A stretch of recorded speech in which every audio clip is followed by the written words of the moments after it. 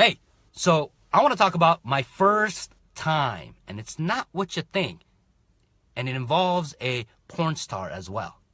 All right, so I want to talk about something personal, and it's personal in the sense that some people know about it who's close to me, but also at the same time, it's quite funny. It has to do with the first time I actually bought a house. All right, and I was actually 19 years old.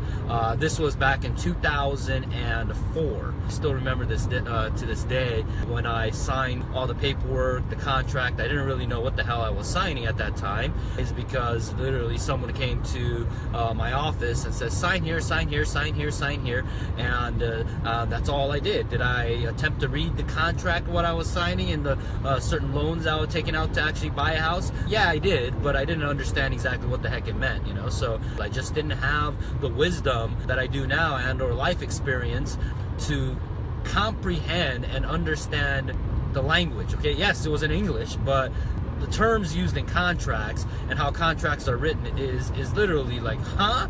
Like it was, to me, it was like Latin, all right? And I just didn't get it, okay? But let me explain why my first time was really special, as well as I had some bad experience. So, and this all comes from a gentleman on YouTube who actually asked the question, says, hey Jeff, how'd you do your first deal? So I figured I'd just record this video to answer that, as well as for anyone else that's wondering, how did I get into the real estate business?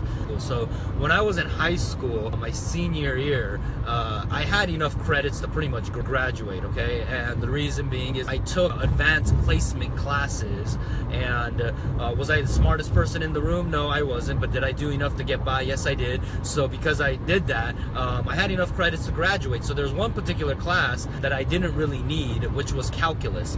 Now, as I look back now, it's probably really important that I should have probably paid attention, because a lot of the stuff I learned in calculus or learned in math, I do in the investment and the financial world, right? I should have. I graduated the class of 2003, and my mom approached me and asked me if I wanted to work for a insurance company and a financial service company that her mom's best friend was starting up, and they wanted someone that was bilingual in Japanese. So I said, yeah, I speak Japanese. Yeah, I've always been ambitious, right? So they came, we sat down, and kind of he started explaining to me the insurance business and why it was so lucrative, as well as the opportunity to be able to learn about finances, to learn about insurance, to learn about you know, how that world operates. And a lot of the stuff he said, conceptually, did I understand? Yeah, I understood. But I love the fact that with the starting base at that time, you know, what they were willing to start me at, as well as the commission that they were willing to give me. So I think at that time they were starting me off straight out of high school. I want to say it was like 14 bucks an hour in 2003 or something like that. So I thought that was damn good, you know. I was just like, whoa, you know, especially in the fact that a lot of my friends at that time were working, and they were getting paid like under 10 bucks or something like that, you know. And then plus they had like the commission structure where you get a percentage of each deal, and they gave kind of an example with the math and say, hey, if I close X amount of policies, I can get an additional 2, 3, 4 grand in commission any single month. So I was like, whoa, that's pretty good, right? So I said, yeah, so what do I need to get started? And then they were just like, well, there are some licenses that you need to get to be able to sell insurance. And I was just like, okay, so what is that? And they explained that I needed to get a license called a property and casualty license, or in short, a P&C license. And to sell life insurance, you need a life and health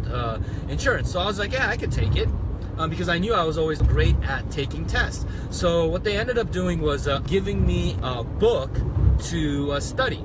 And they said, yeah, study when you can after school, and when you graduate, you can immediately go take the test, and if you pass, then we can immediately get you started to work. And I was like, okay, cool. So I took the book, and then from that time when they met me, I stopped paying attention, even more than I didn't pay attention to in calculus and a couple of other classes that I had. And the reason is I sat in class and I was reading the insurance study, the home study course. And the only reason why I did that is because my mom was a single mom, and I got into to different universities. I applied literally to all the universities in California. And when I went to start talking to a lot of the people on the financial side, right, for like how to get it funded or how to get into school, we start figuring out how expensive that is. And I personally did not want to take out a loan, nor I didn't want my mom to take out a loan, because I would hear her sometimes, you know, talking to her friend about the struggles of being able to put me even through high school, right? I would literally, because the walls were thin at our apartments, I would hear her sometimes crying at night, talking about like, oh my gosh, I don't know how to be able to make payments for like credit cards, make payments for even the car. And I remember she was crying to one of her friends because I asked her to say, hey, you know what, can I have some money to take some senior pictures, right? And she was just like, I don't even know how to give my son, you know, money to be able to go ahead and take senior pictures. And, you know, she gave me a check to go take senior pictures, actually. But I ended up not even cashing the check, meaning I didn't give the check to the school to take the picture. So I'm not even actually in the senior yearbook at my high school because I didn't show up. So that was kind of like the story that happened, and I got into it. And then when I graduated, immediately after, like, I think we graduated, what, like the first week of June or something like that. Immediately the day after, I already had the date scheduled to go take the test. So I took the test, the property and casualty, and I passed it. And you find out, and I started driving from where I lived at that time to Little Tokyo, or a place in downtown Los Angeles, which is about a 35-mile drive. So it took me about an hour to go out there. And from the time I turned, right immediately when I graduated, the week after, I started driving in.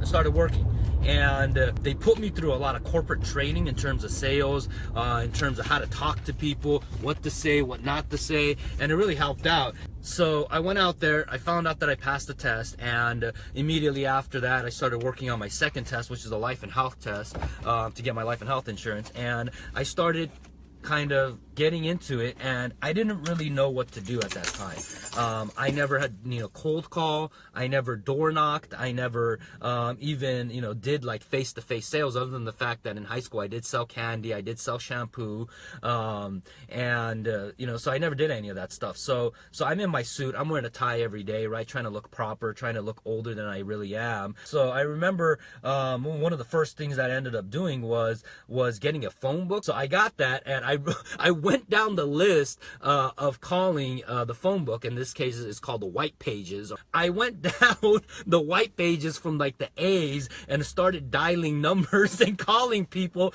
trying to get insurance policies from them, right? I didn't know any better, okay? And I'm just like thinking, you know, and they gave me a kind of a short script, but my boss at that time, he wasn't that, you know, he was a Japanese businessman, but he wasn't like a super duper, you know, like a strategic entrepreneur or something. You know, he was a businessman, did an old school Japanese business way. So I learned tremendously a lot on like building relationships and doing things that are really weird or whatever. But, you know, I did that, and did it work? No. I did it about a week, you know, probably every single day I called, maybe like, you know, with the office number, I probably maybe called like 50 to 60 phone numbers, right? And it didn't work, and I was just like, man. And it was really bad, because it starts putting like this effect on you where you start doubting. You're just like, man, like, why did I do this? This is really hard. Like, I'm being screamed and yelled at.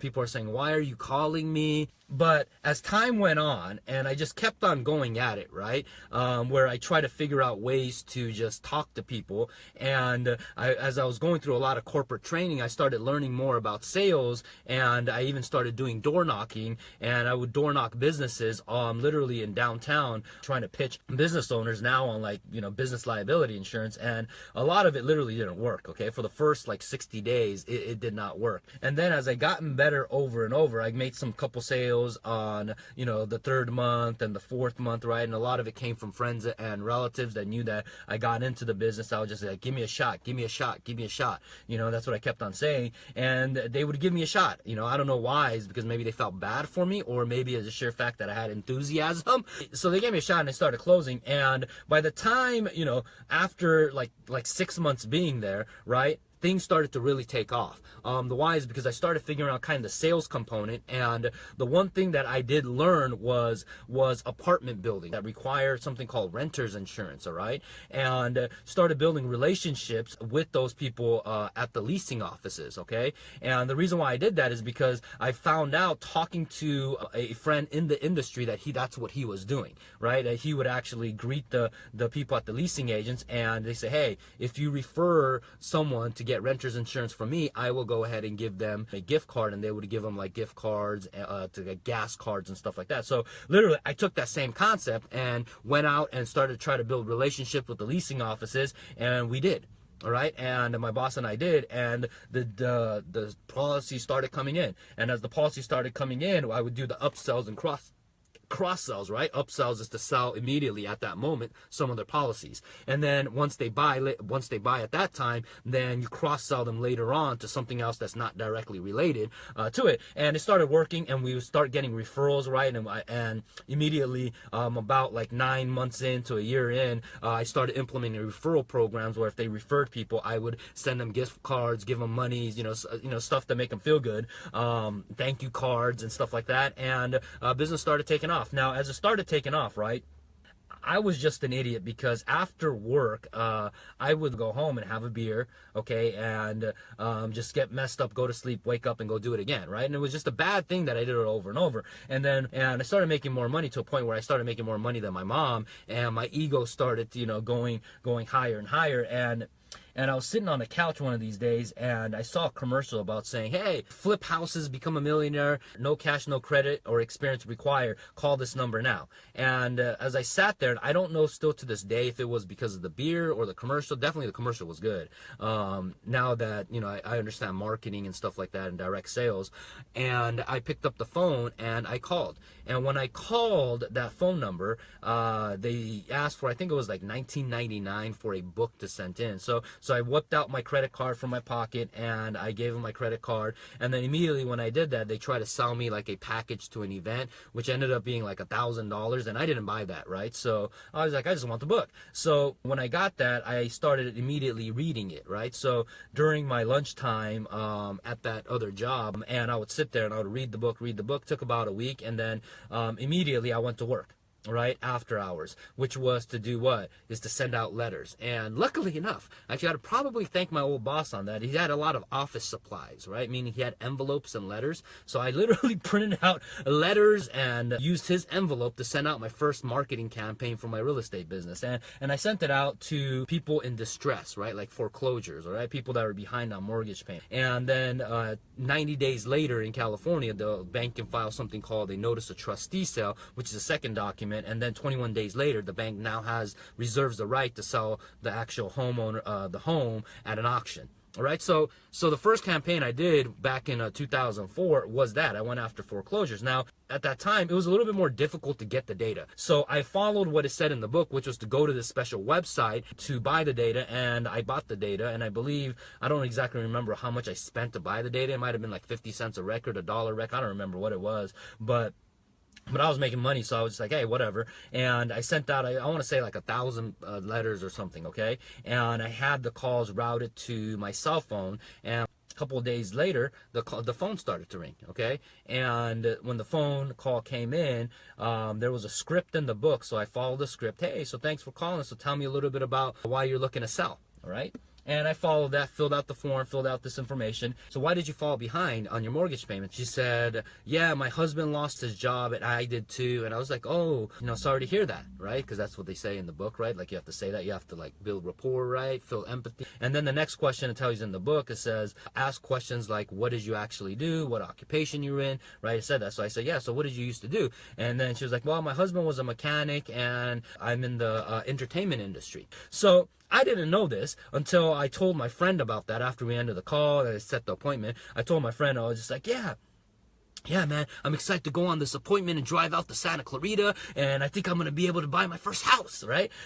and keep in mind, I didn't know how I was going to buy the first house, other than the fact they said, hey, if you get someone and you get a discount enough, you can find the money. That's what they said in the book, and I was just like, okay, yeah, I'll figure out and find the money somehow, you know? So again, a lot of ignorance, a lot of stupidity, right? Not understanding, which actually probably helped me do the deal versus like overthinking and procrastinating and trying to figure out, oh yeah, you know, what am I going to do, right? So, and then as I pulled up, I said, hey, how's it going? Her name was Marley. Said, hey, you know, I was like, hey, you know, she's like, yeah, she was like, you're a little early. I think that's what she said. And I was like, yeah. So he says, well, come on in. And, she opens the door. She had dogs, okay, tons of dogs, like 3 dogs, right? And right when, you enter, it says in the book that, you know, if the seller attempts to, you know, have you go into the living room, they say, hey, make sure to say, hey, let's go to the kitchen, right? And if someone attempts to go to the kitchen, the book says, hey, take them to the living room. And then your punchline that says, please remember this,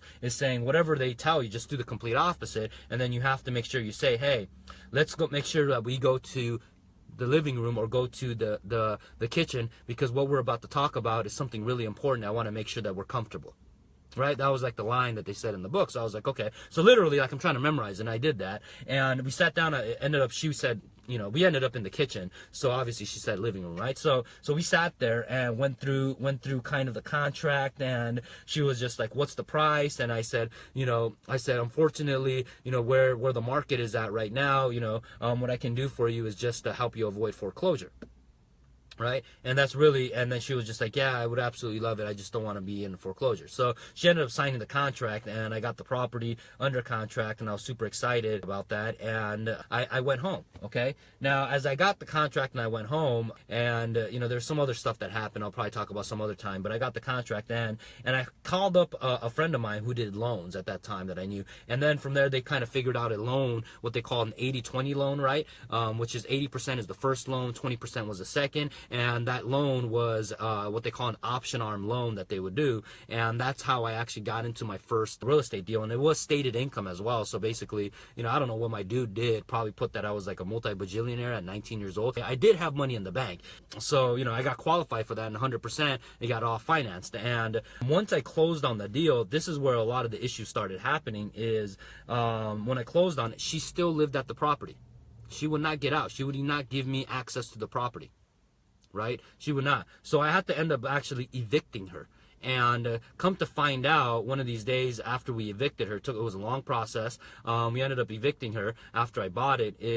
We got into the property, and that property is a mess, man. So I ended up fixing it, flipping the house, and making money. And that was kind of the first deal I did. But really, it was a leap of faith at the end of the day. I didn't know any better. It was a leap of faith.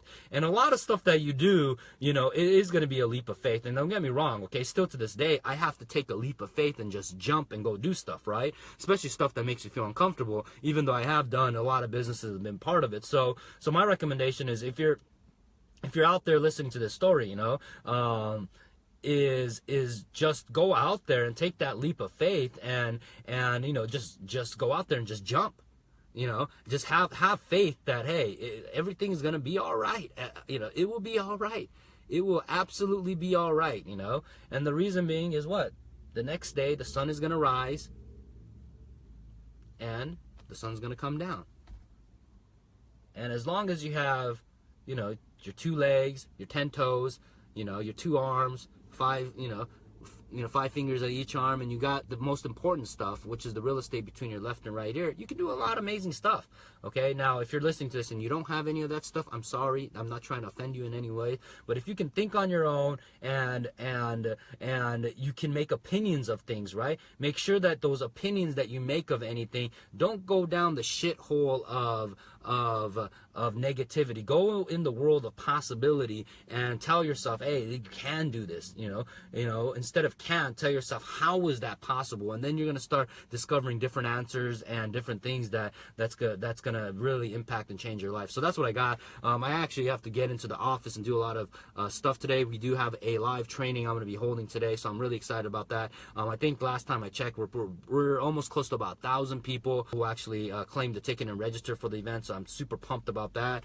And hopefully by the time it starts at 11 a.m. today, we're going to have maybe close to 1,200, 1,300 people, I think. So really excited because I haven't done a live training to the general public in about probably a month. I think I looked at the calendar. So it's perfect timing, and I'm really excited to deliver some tremendous amount of value. So again, that's what I got for y'all. Love y'all. Thank you guys. Whoever's watching, Montello, thanks. Renee, thanks.